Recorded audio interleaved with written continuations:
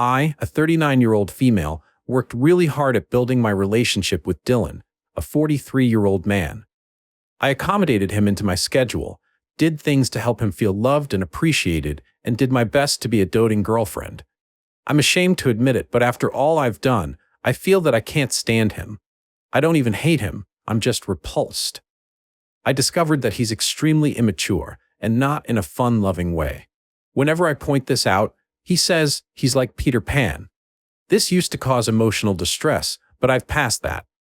He's a very controlling person who still thinks being mommy's little boy is some kind of an achievement. He talks about his childhood very vividly and acts like he's still able to get away with anything. Dylan describes his coitus encounters with his exes in detail. Despite making me feel horrible, I don't feel appreciated. He shushes me whenever I bring up my heritage because it's only keeping me tied to the past. He criticized my love for my childhood home and got very triggered because I mentioned some dear high school friends who happened to be guys. I've built a good career while he plays all the time. I'm fed up. In 3 years, I worked hard to complete my Master of Business Administration, consolidate my small business, and now I have some major companies as clients. In the meantime, Dylan keeps relying on favors to get a job, and he keeps getting fired. I've asked him to control his instinct to get freebies. He's content with getting free stuff instead of actually buying something that he likes. Last summer, he dragged me to a kiosk at the farmer's market because the guy offered him a free sandwich. What's eating me up is that he can't give me a straight answer after I've become suspicious that he lied about his degree. This is very serious, because it means that he lied about his prospects and he allowed me to include him in my life, and somehow he's tried to force me to be responsible for him.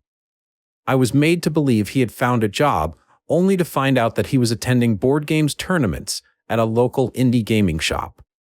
My feelings for him have changed since last New Year's Eve when he stood me up to go see his family and I wasn't allowed to join. We had already made plans for a quiet and romantic evening, and I brought the food and the wine, and he waited until 2 p.m.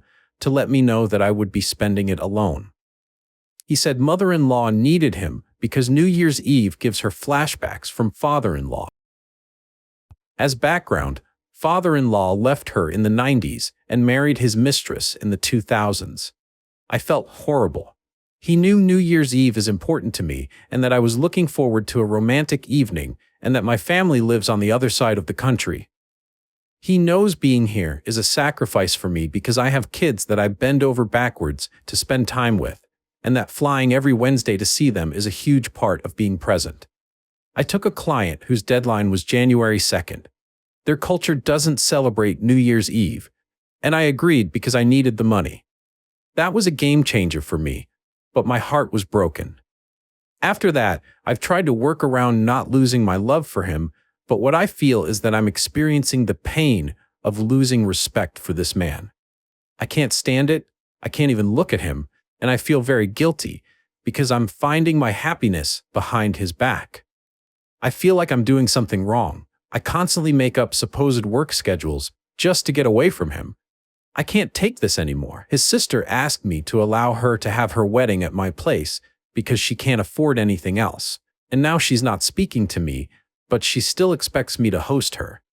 I agreed on having the wedding where I live because I thought we could actually get to know each other, and it would help to create a good relationship, which is important to me.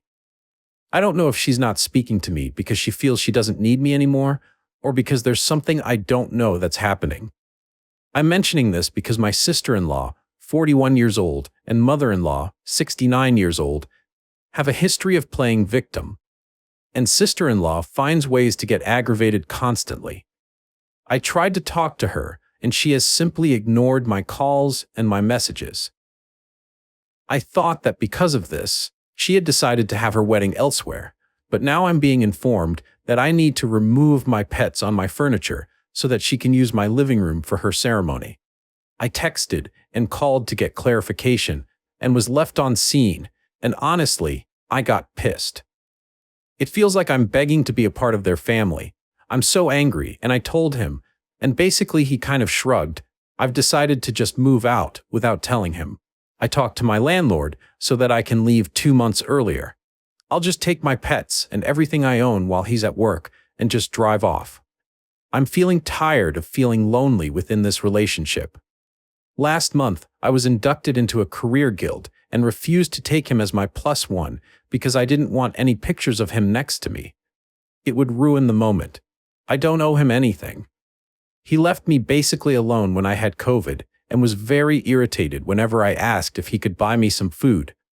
And also, I owe him nothing of what I am, as he has never celebrated me while I bent over backwards to help his mom, despite her attitude. I spent my birthday alone because he was busy. All he does is ask me how much more money I'm going to get in the future. I know this is my fault, because at some point I promised him that I would help him fund his dream restaurant, but that was back when things were great between us. I know it's wrong to go back on my word, but I can help it. I don't want to be in his future, and I don't want to invest in his life. I'm still down for what I'm doing. I don't know if I'm being an a-hole for planning on leaving him without telling him.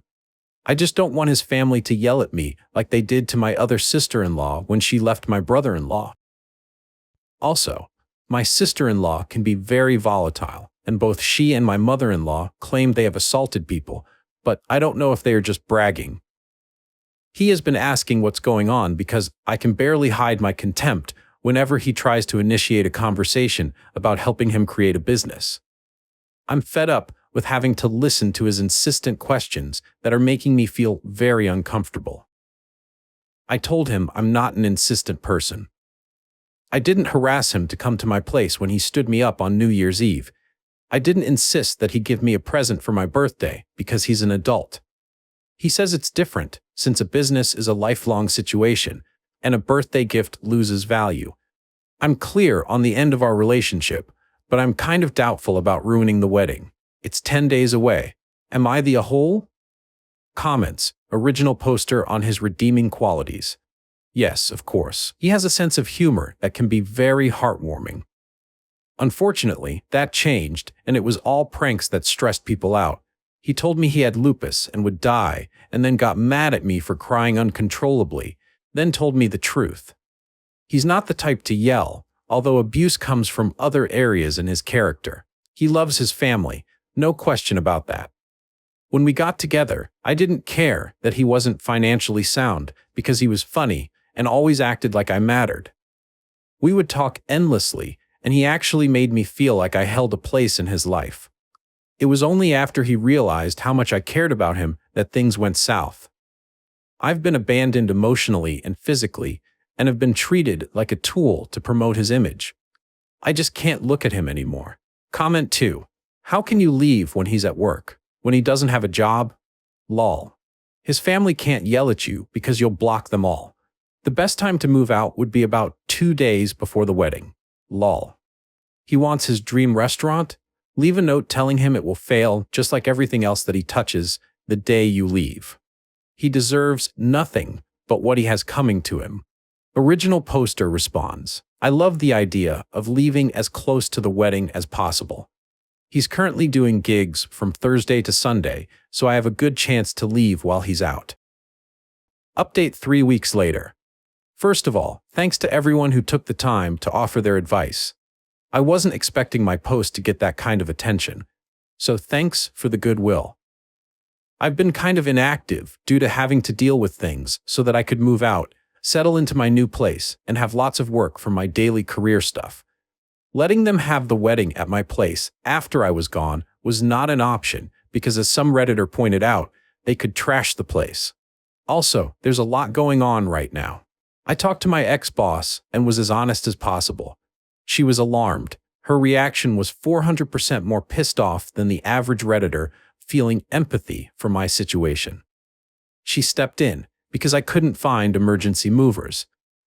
There's a cargo division at her company, and while she couldn't send any employees to move my stuff during working hours, she helped me find some employees who do moving gigs off duty. I talked to my family and explained what's happening. I flew my pets to them. I'll be completely moving back home in a few weeks. So that I could have some elbow space, because I didn't know if I could find a new place as soon as possible that was also pet-friendly. The movers were very organized and thankfully took everything out as quickly as permitted. I followed Reddit advice and changed the locks. I also paid the landlord a cleaning fee because the advice I got on here was very eye-opening and I didn't want to linger alone. The landlord inspected, not much to inspect except for any damages, which were none, and settled on letting me out of the lease.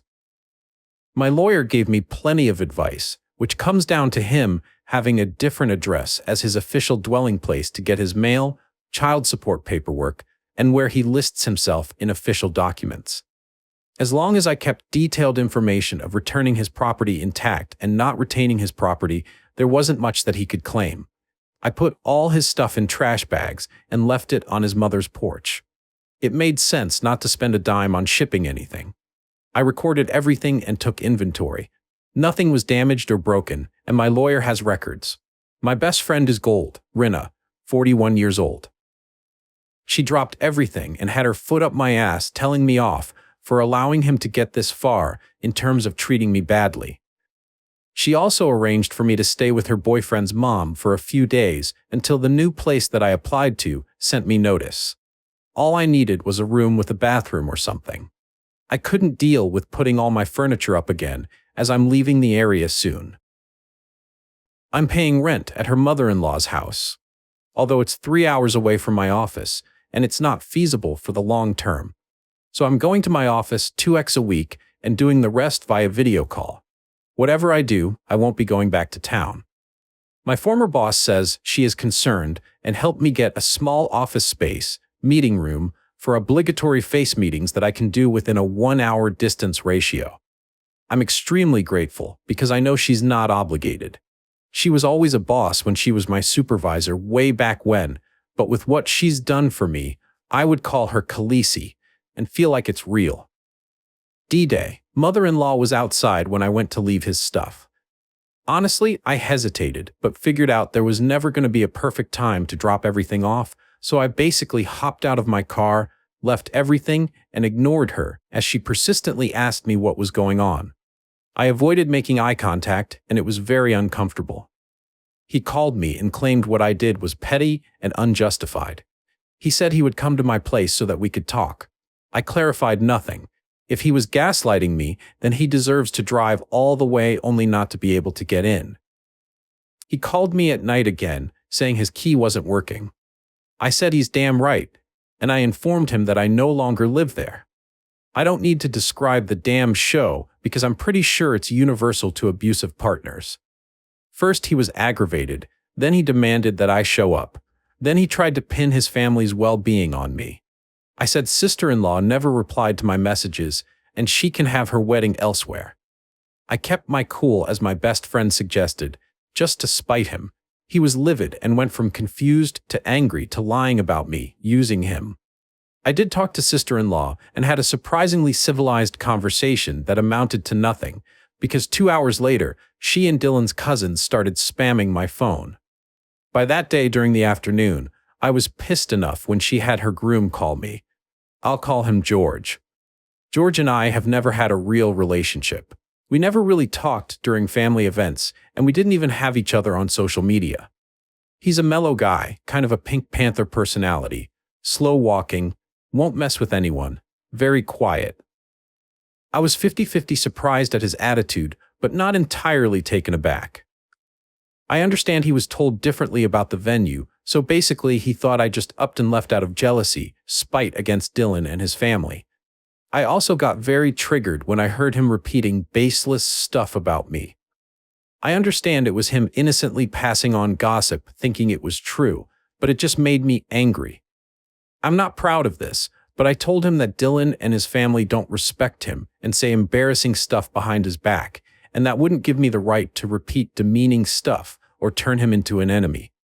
I told him that sadly, Dylan always refers to him as the spare guy, because sister-in-law had always had a thing for her ex-husband, and that sadly, out of a few guys that she dated here and there, he was the only one willing to put a ring on it. He demanded proof, so I said no problem. It took me a few hours, but I located voicemails Dylan had sent me. For background, whenever Dylan wanted to distance himself from guys he considered losers, he would say things like, "I'm not like George. George is only good to keep quiet and take orders. George's mom looks horny. My sister said George could barely get it up and he need a pill.